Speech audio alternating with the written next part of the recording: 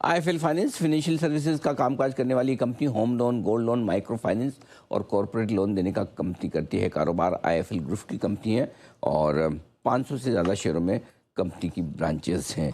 आइए मुलाकात करते हैं। हमारे साथ कार्यक्रम में शामिल हो रहे हैं आईएफएल ग्रुप के फाउंडर निर्मल जैन साहब, जो आईएम अहमदाबाद से आपने post graduation diploma in management किया है।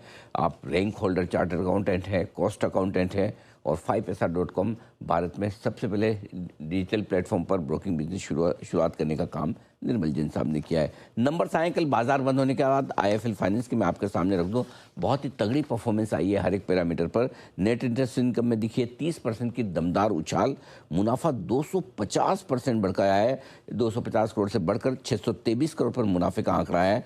एसेट क्वालिटी, ग्रोथ और नेट लेवल दोनों पर सुधर कर आती दिखी है। एयूएम 1 लाख करोड़ के ऊपर का है। बाकी सारे बिजनेसेस पे भी एक बार बातचीत कर रहे हैं। जैन साहब, गुड मॉर्निंग, बहुत बहुत स्वागत है आपका। धन्यवाद हमें समय देने के लिए। बहुत ही मजबूत और दमदार तिमाही रही है आपके लिए ये वाली। बताएं सर, क्या कुछ खास ट्रिगर्स रहे इस क्वार्टर में अच्छे नतीजों के पीछे?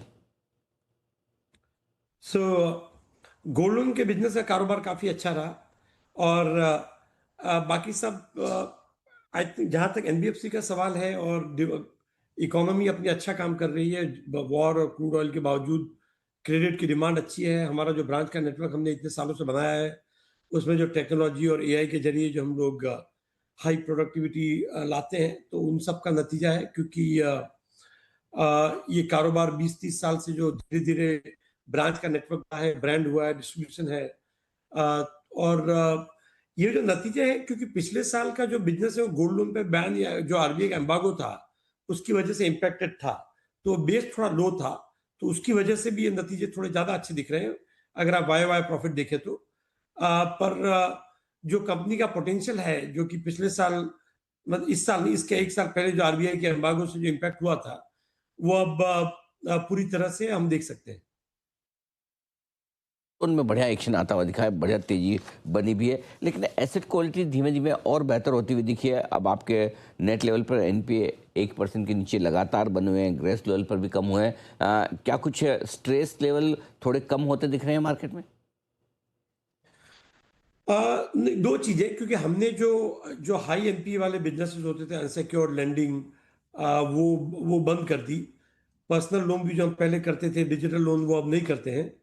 और उसके अलावा जो माइक्रो फाइनेंस बिजनेस है, उसमें जो पिछले 2 सालों में जो स्ट्रेस था इंडस्ट्री में, तो पूरे इंडस्ट्री लेवल पे स्ट्रेस कम हुआ है और वो बिजनेस काफी सुधरा है।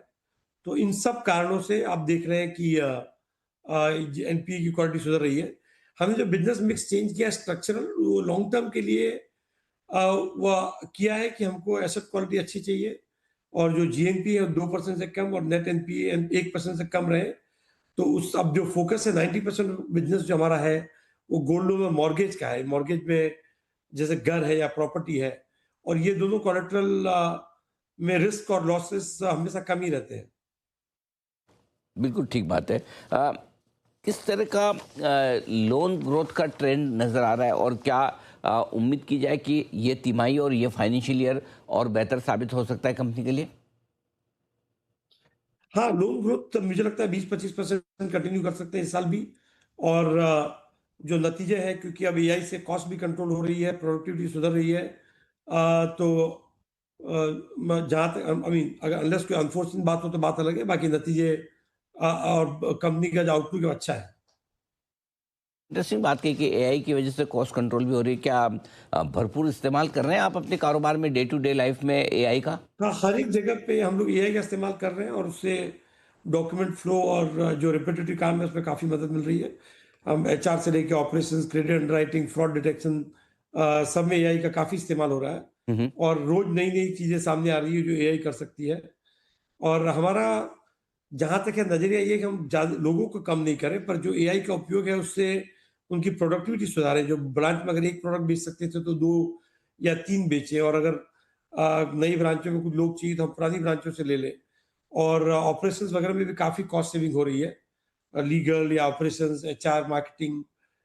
जो चीज़ हम पहले बाहर एजेंसी से कराते थे, या जो आप अगर वीडियो पहले बनवाते थे, ये सब चीज़ें अब अपने आप अपने एआई के जरिए हो जाती है। तो एआई के करीबन मतलब बहुत सारे प्रोजेक्ट चल रहे हैं और काफ़ी फायदा भी हो रहा है। ठीक बात है। क्रेडिट कॉस्ट आपकी थोड़ी कम होने के संकेत मिल रहे हैं हमें। 9.5% से 9% के नीचे आती हुई दिखी है। क्या कहीं और गुंजाइश है इसमें क्रेडिट कॉस्ट कम होने की? क्रेडिट कॉस्ट तो कम होगी इस साल काफी, जो और क्रेडिट कॉस्ट ऑफ फंड या क्रेडिट कॉस्ट, किसकी बात कर रहे हैं आप? Credit cost. इंटरेस्ट कॉस्ट, जी जी। Credit cost. जी। सो दो, ओके। जो इंटरेस्ट है वो भी 9% के आसपास है। उसमें भी अब जो इन्फ्लेशन और क्रूड ऑयल का जो एक डर है, तो उससे शायद थोड़ा टाइट रहे भी। पर अगर ये वॉर ठीक हो जाता है, क्रूड ऑयल के भाव कम होते हैं, इन्फ्लेशन अगर कंट्रोल में रहता है, आरबीआई ने काफी अच्छा काम किया, वैसे इन्फ्लेशन फिर भी कंट्रोल में है। तो मैं समझता हूँ कि इंटरेस्ट रेट साल के लेटर पार्ट में सितंबर के आसपास कम होना शुरू होंगे। तो हमारा भी जो कॉस्ट ऑफ फंड है थोड़ा तो कम इसलिए होगा कि अ, अब हमारी रेटिंग और क्रेडिबिलिटी सुधर रही है। और जो क्रेडिट कॉस्ट है, जो पिछले साल हमने करीबन 2.8 या 2.85% के आसपास थी, मैं समझता हूँ कि इस साल वो कम से कम 1 से 1.25% कम होगी। तो 1.5 से 2.25% के आसपास रहेगी, क्योंकि पिछले साल हमने अनसिक्योर्ड लैंडिंग और माइक्रो फाइनेंस पे काफी हिट लिया था। तो वो इस साल नहीं रहेगा, तो वो फायदा भी इस साल के नतीजों में आएगा। ठीक बात है। जैन साहब, बहुत बहुत धन्यवाद आपका। आपने समय दिया, धन्यवाद। विस्तार से नतीजों पर बातचीत की और साथ ही थैंक यू। आगे का आउटलुक भी दिया। एक बार फिर से आपको दमदार परफॉर्मेंस के लिए बहुत बहुत बधाई और पूरे वित्त वर्ष के लिए शुभकामनाएं भी। आइए बढ़ते हैं आगे। बजाज